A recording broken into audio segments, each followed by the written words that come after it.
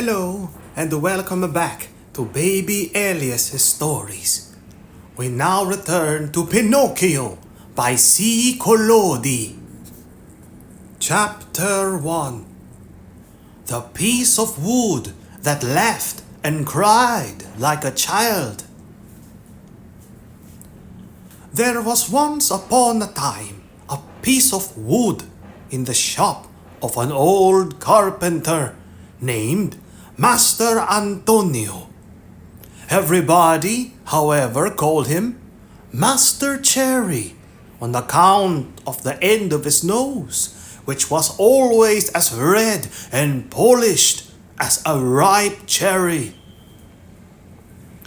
No sooner had Master Cherry set eyes on the piece of wood that his face beamed with delight, and, rubbing his hands together with satisfaction, he said softly to himself, "This wood has come at the right moment.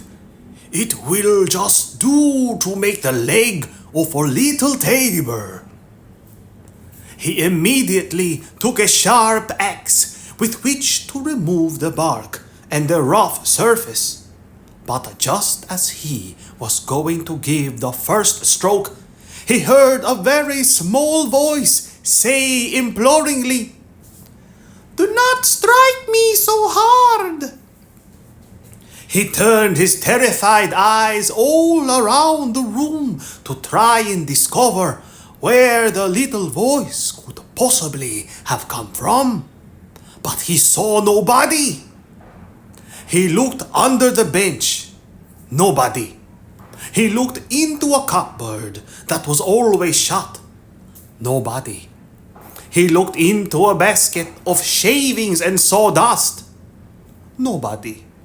He even opened the door of the shop and gave a glance into the street, and still nobody. Who then could it be? "I see how it is," he said, laughing and scratching his wig. "Evidently, that little voice was all my imagination. Let us set to work again."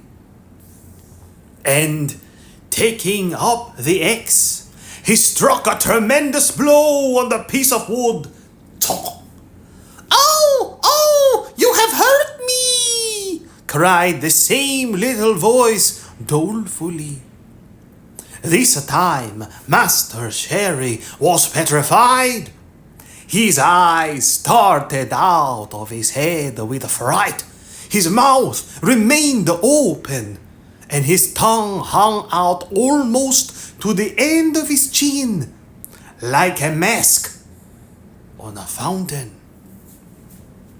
As soon as he had recovered the use of his speech, he began to say, stuttering and trembling with fear, "But where on earth can that little voice have come from that said, 'Oh'? Is it possible that this piece of wood can have learned to cry and to lament like a child? I cannot believe it. This piece of wood is nothing but a log for fuel, like all the others, and thrown on the fire it would about suffice to boil a saucepan of beans. How then can anyone be hidden inside it? If anyone is hidden inside, so much the worse for him. I will settle him at once." So saying, he seized the poor piece of wood and commenced beating it without mercy against the walls of the room. Then he stopped to listen if he could hear any little voice lamenting. He waited 2 minutes, nothing. 5 minutes, nothing. 10 minutes, still nothing. I see how it is, he then said, forcing himself to laugh and pushing up his wig. Evidently, the little voice that said, "Oh, oh," was all my imagination. Let us set to work again. Putting the axe aside, he took his plane to plane and polish the bit of wood. But whilst he was running it up and down, he heard the same little voice say, laughing, "Stop! You are tickling me all over!" At this time, poor Master Cherry fell down as if he had been struck by lightning. When he at last opened his eyes, he found himself seated on the floor. His face was changed. Even the end of his nose, instead of being crimson, it was nearly always. And his face was changed. Even the end of his nose, instead of being crimson, as it was nearly always, had become blue from fright.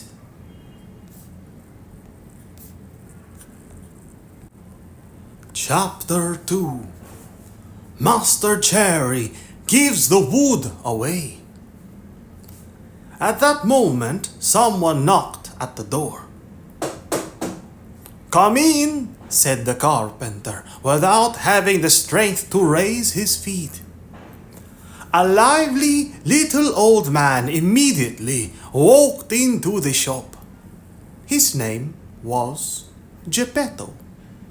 But when the boys of the neighborhood wished to make him angry, they called him Pudding, because his yellow wig greatly resembled a pudding made of Indian corn. Geppetto was very fiery. Woe to him who called him Pudding! He became furious, and there was no holding him. "Good day, Master Antonio," said Geppetto. "What are you doing there on the floor?" "I am teaching the alphabet to the ants." "Much good may that do you." "What has brought you to me, neighbor Geppetto?" "My legs. But to tell the truth, Master Antonio, I came to ask a favor of you." "Here I am, ready to serve you," replied the carpenter, getting on his knees. Ugh. "This morning, an idea came into my head. Let us hear it. I thought I would make a beautiful wooden puppet, one that could dance, fence, and leap like an acrobat. With this puppet, I would travel about the world to earn a piece of bread and a glass of wine. What do you think of it?" "Bravo, Pudding!" exclaimed the same little voice, and it was impossible to say where it came from. Hearing himself called Pudding, Geppetto became as red as a turkey cock from rage, and turning to the carpenter, he said in a fury, "Why do you insult me?" "Who insults you?" "You called me Pudding." "It was not I. Do you think I called myself Pudding? It was you, I say." "No." "Yes." "No." "Yes." And becoming more and more angry from words, they came to blows, and flying at each other, they bit and fought and scratched. When the fight was over, Master Antonio was in possession of Geppetto's yellow wig, and Geppetto discovered that the gray wig belonging to the carpenter remained between his teeth. "Give me back my wig!" screamed Master Antonio. "And you, return me mine, and let us be friends again." The two old men, having each recovered his own wig, shook hands, and swore that they would remain friends to the end of their lives. "Well then, neighbor Geppetto," said the carpenter to prove that peace was made, "what is the favor that you wish of me?" "I want a little wood to make my puppet. Will you give me some?" Master Antonio was delighted, and he immediately went to the bench and fetched a piece of wood that had caused him so much fear. But just as he was going to give it to his friend, the piece of wood gave a shake, and wriggling violently out of his hands, struck with all of its force against the dried up shins of poor Geppetto. "Ah! Is that the courteous way in which you make your presents, Master Antonio? You have almost lamed me. I swear to you that it was not I." "Then you would have it that it was I?" "The wood is entirely to blame." "I know that it was the wood, but it was you that hit my legs with it." "I did not hit you with it." "Liar!" "Geppetto, don't insult me or I will call you Pudding." "Knave! Pudding! Donkey! Pudding! Baboon! Pudding!" On hearing himself called Pudding for the third time, Geppetto, mad with rage, fell upon the carpenter, and they fought desperately. When the battle was over, Master Antonio had 2 more scratches on his nose, and his adversary had lost 2 buttons off his waistcoat. Their accounts being thus squared, they shook hands and swore to remain good friends for the rest of their lives.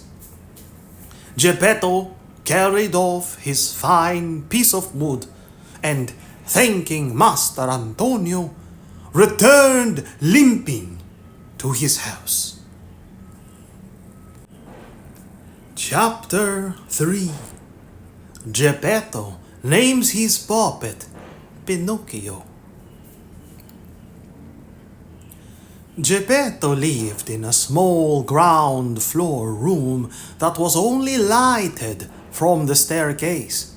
The furniture could not have been simpler. A rickety chair, a poor bed, and a broken down table. At the end of the room there was a fireplace with a lighted fire, but the fire was painted, and by the fire was a painted saucepan that was boiling cheerfully and sending out a cloud of smoke that looked exactly like real smoke. As soon as he reached home, Geppetto took his tools and set to work to cut out and model his puppet. "What name shall I give him?" he said to himself. "I think I will call him Pinocchio. It is a name that will bring him luck. I once knew a whole family so called. There was Pinocchio, the father, Pinocchia, the mother, and Pinocchi, the children, and all of them did well. The richest of them was a beggar." Having found a name for his puppet, he began to work in good earnest, and he first made his hair, then his forehead, and then his eyes. The eyes being finished, imagine his astonishment when he perceived that they moved and looked fixedly at him. Geppetto, seeing himself stared at by these 2 wooden eyes, said in an angry voice, "Wicked wooden eyes, why do you look at me?" No one answered. He then proceeded to carve the nose, but no sooner had he made it than it began to grow, and it grew and grew and grew until in a few minutes it had become an immense nose that seemed as if it would never end. Poor Geppetto tired himself out with cutting it off, but the more he cut and shortened it, the longer did that impertinent nose become. The mouth was not even completed when it began to laugh and deride him. "Stop laughing!" said Geppetto, provoked, but he might as well have spoken to the wall. "Stop laughing, I say!" he roared in a threatening tone. The mouth then ceased laughing, but put out its tongue as far as it would go. Geppetto, not to spoil his handiwork, pretended not to see and continued his labors. After the mouth he fashioned the chin, then the throat, then the shoulders, the stomach, the arms, and the hands. The hands were scarcely finished when Geppetto felt his wig snatched from his head. He turned round, and what did he see? He saw his yellow wig in the puppet's hand. "Pinocchio, give me back my wig instantly!" But Pinocchio, instead of returning it, put it on his own head, and was in consequence nearly smothered.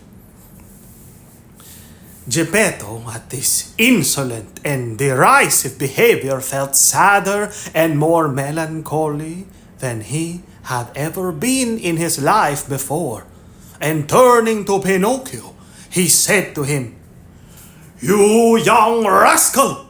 You are not yet completed, and you are already beginning to show want of respect to your father. That is bad, my boy, very bad." And he dried a tear. The legs and the feet remained to be done. When Geppetto had finished the feet, he received a kick on the point of his nose. "I deserve it," he said to himself. "I should have thought of it sooner. Now it is too late." He then took the puppet under the arms and placed him on the floor to teach him to walk. Pinocchio's legs were stiff and he could not move, but Geppetto led him by the hand and showed him how to put one foot before the other.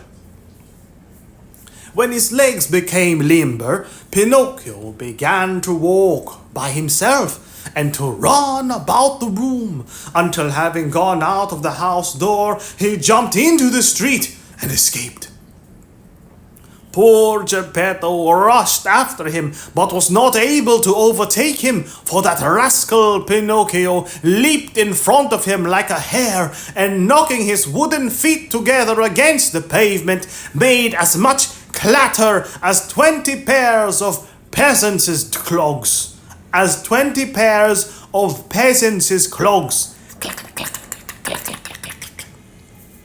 "Stop him! Stop him!" shouted Geppetto.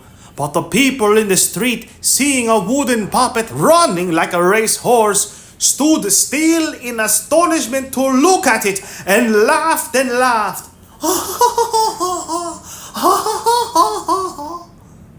At last, as good luck would have it, a soldier arrived, who, hearing the uproar, imagined that the colt had escaped from his master.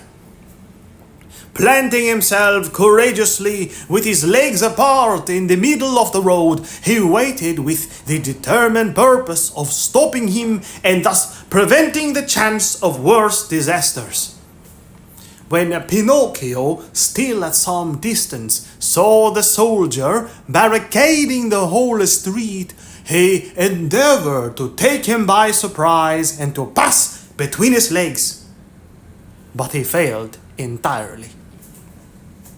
The soldier, without disturbing himself in the least, caught him cleverly by the nose and gave him to Geppetto. Wishing to punish him, Geppetto intended to pull his ears at once. But imagine his feelings when he could not succeed in finding them. And do you know the reason? In his hurry to model him, he had forgotten to make any ears.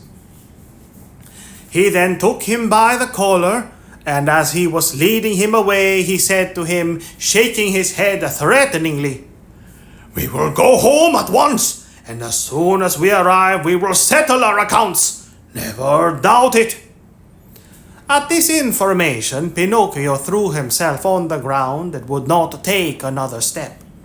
In the meanwhile, a crowd of idlers and inquisitive people began to assemble and to make a ring around them. Some of them said one thing, some other. "Poor puppet," said several. "He is right not to wish to return home. Who knows how Geppetto, that bad old man, will beat him?" And others added maliciously, "Geppetto seems a good man, but with boys he is a regular tyrant. If that poor puppet is left in his hands, he is quite capable of tearing him in pieces." It ended in so much being said and done that the soldier at last set Pinocchio at liberty and led Geppetto to prison. The poor man, not being ready with words to defend himself, cried like a calf as he was being led away to prison, sobbed out, "Wretched boy! And to think how I labored to make him a well-conducted puppet! But it serves me right. I should have thought of it sooner."